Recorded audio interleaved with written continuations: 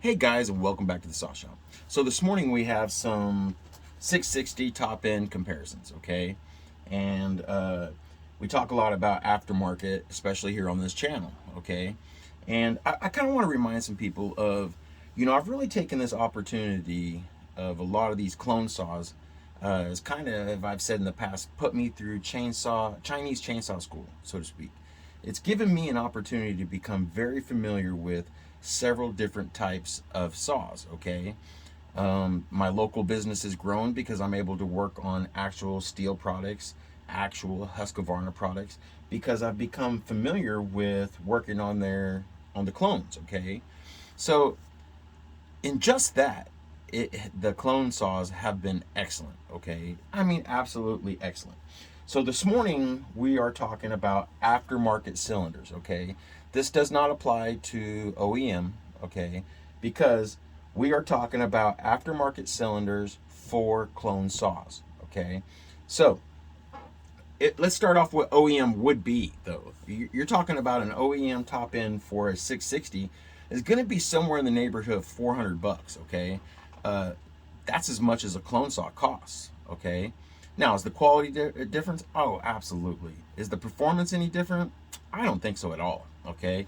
And I don't have a 660 OEM in stock right now, but I've had them here. I had a fellow local that his 660 caught fire, and so uh, I stripped down, had some of the. I ended up with the saw and stripped it down, used some of the parts and such on. He was cutting fence row and set the saw down, and I don't know what happened. It caught fire. So good times, right? Sounds like my type of look, actually. Okay, so this morning we have 4 different examples of 660 top ends. Okay, and we're gonna start with this one here and this one here is rivals. Okay, and this would be the holzffarma 54 millimeter, and as well Neo-tec 54 millimeter. Okay, we'll talk about these guys here in a minute. Okay, okay. So this is the holzffarma that came off of. I put a big bore kit in it, which is right here. Okay, but I put a big bore kit. That'd be the one I do a lot of milling with. It's a 56 millimeter, brings it up to 98.5 cc's. Blah blah blah. Okay. Now this is the one to come off of it, and this would be the holzffarma. Okay. Now the quality in this one is not bad at all. Okay, it really isn't. One of the things I do notice though is the plating doesn't quite go to the top. Okay, I mean, which is common amongst aftermarket cylinders, by the way. I mean, this is not something we're not going to smash on Holzffarma necessarily for this, because this is an actual common practice amongst aftermarket cylinders. Okay, so as far as cleaning up the cylinder, now this one was pre-started prior to coming to the saw shop, okay? And because they do quality control, and then when I got it here, I ran it for not very much. This thing is rather new. I mean, there was not much cleanup done on this piston, okay? There wasn't. It's a decent quality, it really is. We're not going to smash on Holzffarma. Really, there isn't a cylinder here that I wouldn't clean up prior to installing. Okay, so I'm just going to say that straight out of the gate. Okay, the rings did well. There's very little wear on the piston. I mean, they did fairly well. If I had to critique it all, we do see a little bit of shiny shiner down down there at the bottom, which would indicate probably some rocking. You know. In the top in the cylinder, but overall it's pretty good quality. This one still has one circlip in it, Mr. Circlip, in it, and its wrist pin and bearing. I put these aside, and I will use them if a customer comes in and needs a top end, if I in the future need a top end, so on and so forth. Okay, so it's not bad. The outside is actually, of course, the outside does nothing for performance, right? It doesn't. But the Holzffarma, I have to say, is probably one of the better looking cylinders from the outside, if that matters to anybody. Kind of matters to me, but I really don't care. I care more about the performance, okay? The numbers in this one, I have no clue. because I've never timed one. So don't come at me with numbers about this one. And in actuality, the numbers, I have numbers to the big bore kit. Is that the big bore kit? Yeah. Big bore kit. I had the numbers to it, but it was in the book when my kid ran off with it, and I don't have the numbers anymore. But I can tell you this: I gave the numbers to a few people, so I might be able to get them back. But we're going to time it again when we're getting ready to do a big bore kit pretty soon in the future. And we'll time it again.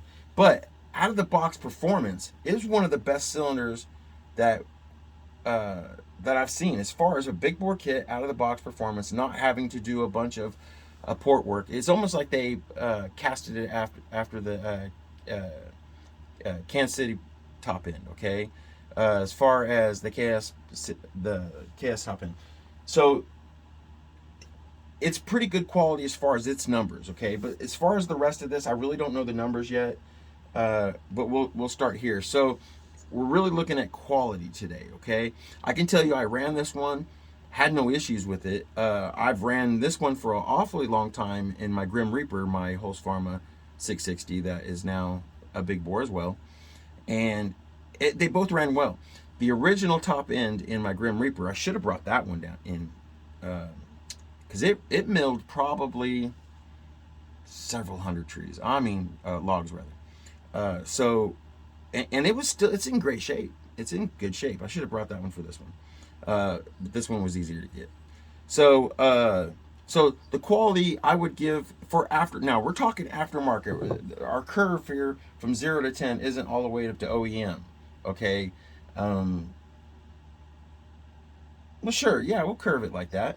So if OEM was a 10 and being crap cylinder that you just wouldn't put on because you got chipped casting or whatever, plating. But so I would give holzffarma a good 7 as far as how their quality is. Again, we're kind of, the lighting is bad, I know, guys. I apologize, but I'm kind of going after, you know, my opinion of what the quality of these aftermarket cylinders. Okay, so there's holzffarma, and again, I have no issues with this. I would also have no issues with putting this on a customer's saw, obviously letting them know they have an aftermarket cylinder in it. Remember, I deal in clone saws, so the curve is there, right? Okay, so a very good top end. We're not going to dog on holzffarma at all. Okay, so here we have another top end. So this company is called noetec. Okay, I really don't know much about them. They actually sent me this. They asked me, they sent me an email, and they sent was asking me if I'd be interested in maybe looking at some of their products. They came up, I gave them my address for them to send me some demonstration stuff. Here it is. I can tell you this. I didn't ever tell them I'd do them a commercial at all.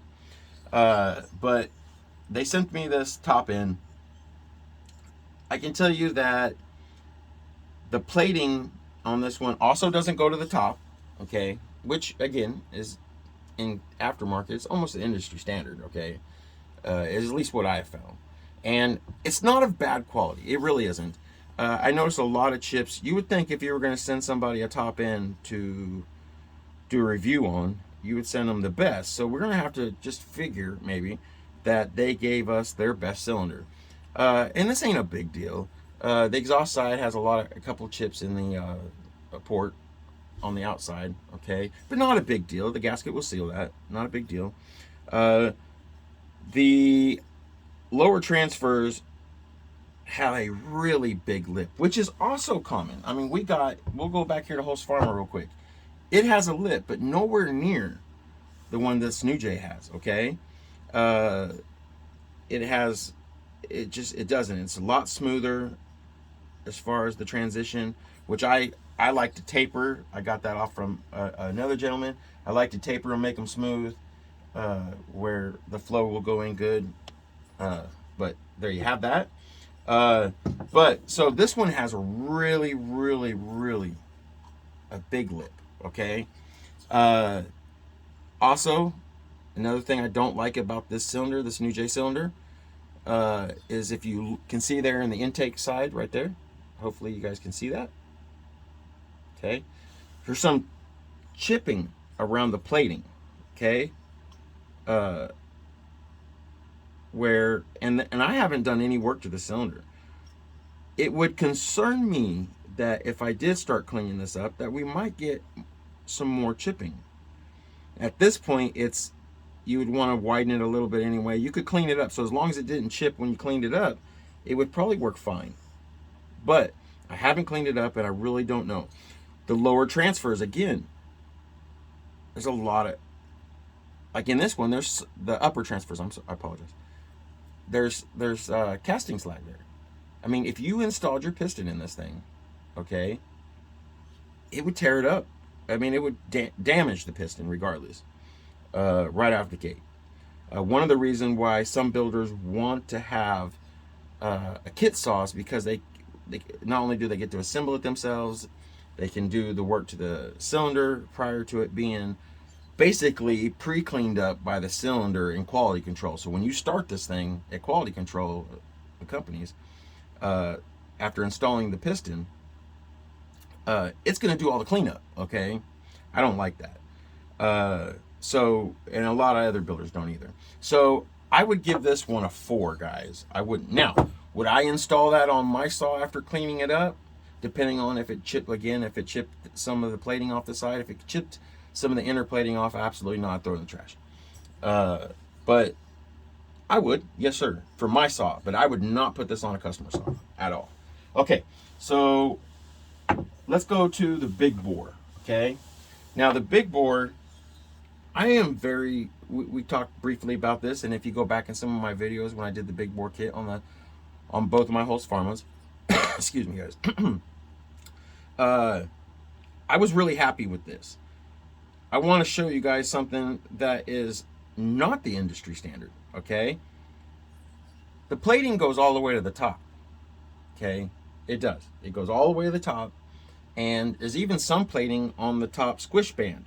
Now, if that's a good thing or not, I'm not sure. I can tell you that when I seen it right away, I realized, well, that's a good thing that it's plated all the way to the top. Now, for me, it doesn't really, I like the point that it's plated all the way to the top just because it gives it better, you don't have to worry about the plating starting to, or you shouldn't have to at all, by the way, but you're not as concerned about the plating coming off and destroying the top end of your machine. And of course, if you destroy the top end, you're going to have stuff all over the bottom end. It's a catastrophic failure. So I really like these big bores. Okay, this is a company, and I'm gonna really murder the name on this thing, but it's Montelo. It's Mtanlo.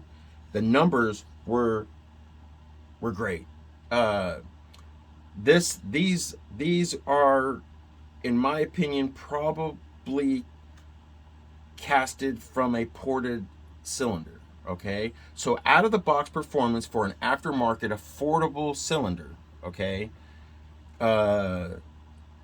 This is a good option, guys. You can get them on Amazon. I really wish this company, matter of fact, I sent them an email saying, hey, I really dig your top ends on your 660. I'd like to see some more of your other stuff. I was hoping that I could get them to send us some products, right? But they either ignored me or didn't care about it or whatever, you know what I mean? So the lip, the transition lip on this one is very little. I mean, really, honestly, it's almost straight in. It's just really nice and smooth. There's no lip there. And it seems to me that if you had airflow going in there, that would make a difference, okay? The upper and lower transfers, okay, are better, much better. Now, again, does it need to be cleaned up? Absolutely, okay? I've never seen, being honest, I've never seen a 660 OEM out of the box. So I can't tell you if it would need to be cleaned up or not, just out of the box, okay? But I have seen a plenty of other OEM out of the box Stihl products that, in my opinion, still needs to be cleaned up prior to installation, okay? Just my opinion. So,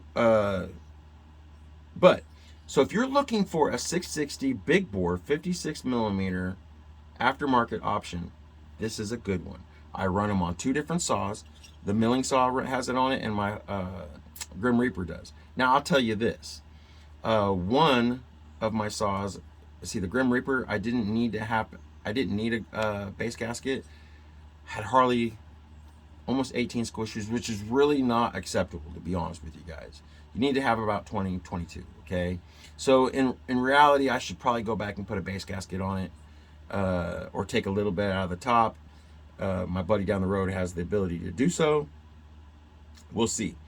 My milling saw, it does have a base gasket, and it's running 19 to 20 on the squish, which is, to me, is acceptable. Okay, but there you have it. This is a good option for an aftermarket 56 millimeter big bore kit for a 660.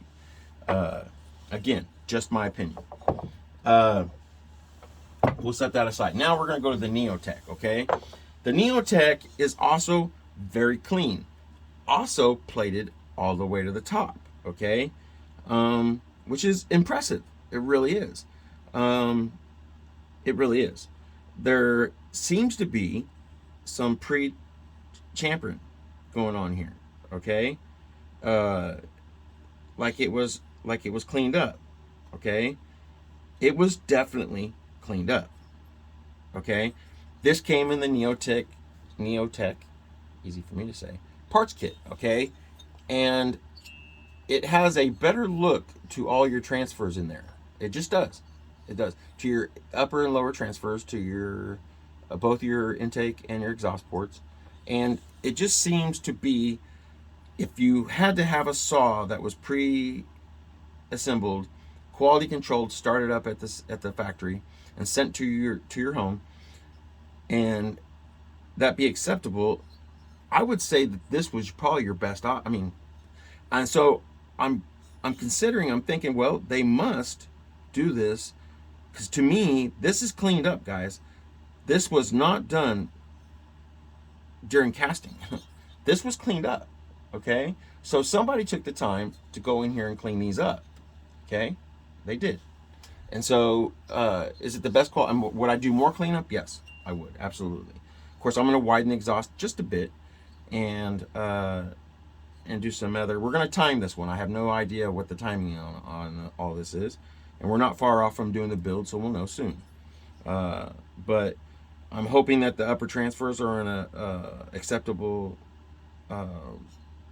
number, because I hate to touch the upper transfers. I have the equipment to do so, but I'm getting carpal tunnel, so I hate it. I'd rather deal with, and a lot of the guys, not all, generally the people that have the ability to do the upper transfers are other channels, okay? And that's great, and I'm glad to share it with anything that I have with everybody, okay? But I'm really wanting to show people what you can do with a simple Dremel tool and be able to go in and make excellent performance for affordable prices, okay? What you can do at home, okay? Most of the stuff that we do here on this channel, you guys can do right there at home and get good gains. My 372 is a perfect example of that. That is lightly ported, has the mini cricket pipe on it, or noisy cricket pipe, which I love, by the way. Lights that saw up, and great performance, easy to do for anybody out there. We're going to do a video on that, by the way, at the beginning of this week. I have a gentleman and a couple guys asking me about this, that they kind of want to follow it along on how I go about porting, lightly porting for firewood saws and stuff like that, okay? So we're going to do a video on that. But as far as the quality, just looking at it, this is a very good quality cylinder. This is a good quality cylinder. So I'd give this one a 8, 9. I really would, because they cleaned it up, okay? In my opinion, there's no way that they didn't clean this up, that this didn't come from the mold, from the casting. That was chamfered, okay? And so that's excellent. I love that. If there's other aftermarket cylinders out there that do that, I'm not aware of it, okay? I'm sure there is. I'm not a absolute professional at none of this, guys. So let's go back and look at some of the pistons, okay? And this is the Neo-tec. We'll just start there, okay? One of the things I noticed right off the bat is the machine work on the wrist pin. Man, it's excellent, guys. The New Jays, it just looks rougher in there. It just does, okay? This feels, I wish I had some way to weigh these. This feels the lightest of all of them. It's hard for me to say because I have the wrist pin. I ain't going through all that. But this one really does feel the lightest. That one, maybe this Montelo, of all of them, okay? It is not of bad quality. It's of good quality, okay? But if I had to complain at all, the casting as far as on the windows here could be better, guys. It really could. But I clean those up, widen just a little bit if I can get away with it, and there you have it. So I'd maybe give if I gave it an 8, probably 7 on the piston, but not bad at all. So there you have it. We have again the New Jays that kind of invaded me. But like I said, I'll clean up and use it as long as it doesn't continue to flake any kind of the plating. You got the Neo-tec right here, and again the holzffarma. These guys are the competitors in most of our world for those of us that deal in the clone saws. And then this is the best option right here. This Montelo aftermarket big bore kit, okay? In my opinion, what I've seen so far. I did have some Adolfo, or I don't know how to pronounce some of those names. Wasn't pleased with it. Actually, I had ordered a big bore kit through them and didn't like it at all. I cleaned it up though, and my buddy that also does some machine work and that kind of stuff for race cars, he has a 660 and that was fried. He cleaned up the cylinder and he's running, it's doing fine. So, but I didn't like it. He ended up taking it from me. But so this one's a good option. I really like it. I'm running them in 2 of my saws and I'm having excellent, really excellent results with them. Man, they are beasts. So, but out of the 2 54 millimeters, I would definitely go with the Neo-tec. Not going to rag on holzffarma at all. And again, these clowns, not so much. Do not mess with the New J. Now, maybe some of their other product, their other top ends are of better quality. I don't know. Another thing I like to check for is their bore. Does it wiggle around? You know what I mean? This one doesn't. But it's something I always check for in top ends, because especially in these aftermarkets, again, guys, they're really cheap quality. You know what I mean? And no movement. So, and I know I also don't have no movement in these Montelo. I've already checked this one because it's getting ready to go on a saw. But so there you guys have it. Appreciate you guys tuning in, and kind of a different type of video. I just wanted to show you guys some different options for big bore kits and aftermarket cylinders for these 660 clones.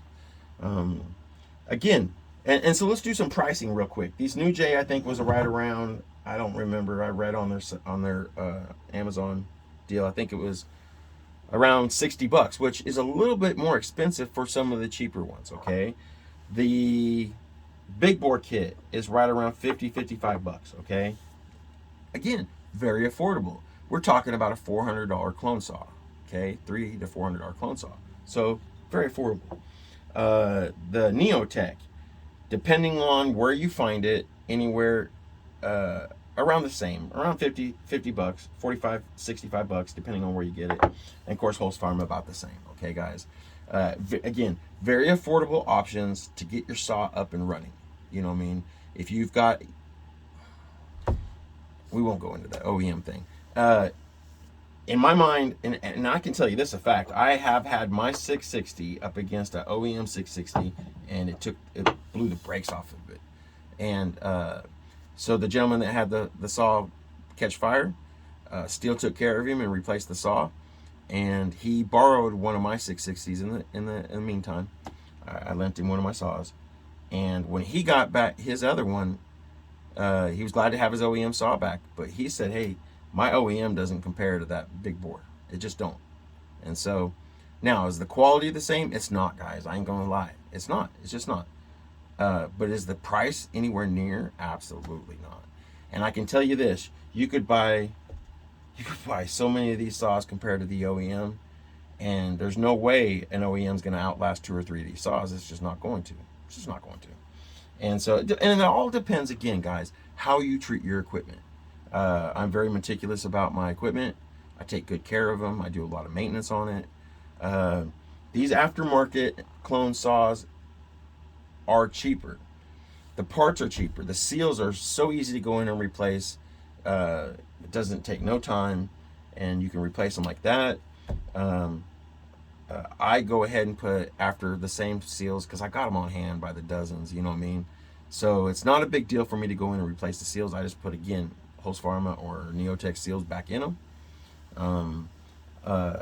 Now, would it be better that way if you have to go in and replace your seals on a clone saw to go with OEM? Yes, I would. If you got to go at home and go into your saw and you don't have a saw shop, that you can just pop them back out and put other seals in, well, then go with OEM. And when it comes to that kind of stuff, you know, just my opinion. But so I appreciate you guys tuning in. It's Sunday out there, guys. Get out there and enjoy the weather. At least in my area, it's beautiful right now, guys. It's going to be 50 degrees and 60s this week. What? So that's awesome. We're doing a lot of milling today. We're trying to finish the ceiling in here on this. I have some of the wood that was left over from the beam I whittled out. I love Jobo. One of my subscribers said he whittled him out of board, man. You guys are awesome, man. I appreciate you guys getting in here and leaving comments and all the things that you guys are doing. It really interests me. I like that you guys plug to the channel and you guys are trying some of these things out, you know. In the past, I've had other channels ask me, hey, what is this? Why don't you do that? Or whatever, blah, blah, blah, blah. Well, because I'm going to tell you guys something very strongly right now. I only show you guys stuff that I know that I'm confident in, that you're not going to tear up your equipment, okay? And if I'm not completely confident about something, I don't share it, okay? I'm not going to lie to you and say that I do this or that. I'm not going to do that in any way, shape, or form. But I do not want to lead anybody in any kind of way that's going to damage their equipment, okay? So when I do share something, it's because I believe in it, and I know that you guys can do it at home.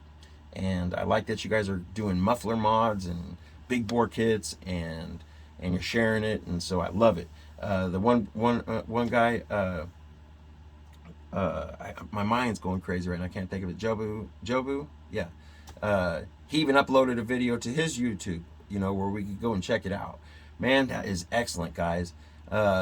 I'd like more of my subscribers to do that, guys. If you guys are doing some kind of work at home and you can upload a video, you don't have to be in it. Just show the saw, show your works, show what you're doing, tag me in it. That is excellent, man. You guys have no idea how that, I love that, man. That is awesome. That is so great, man. And so you guys are being able to do practical application at home with your saws. And if you guys have something that you're trying to accomplish on your saw and you guys would like me to make a video about it, and let's get into it. I have a guy on TikTok, matter of fact, that we're going to do the 372 build and port work for he can kind of follow along with it and kind of show some numbers where he need some decent numbers that he can get to without touching, again, the upper transfers, because that takes money to buy that kind of equipment, okay? But I appreciate you guys tuning in as always. And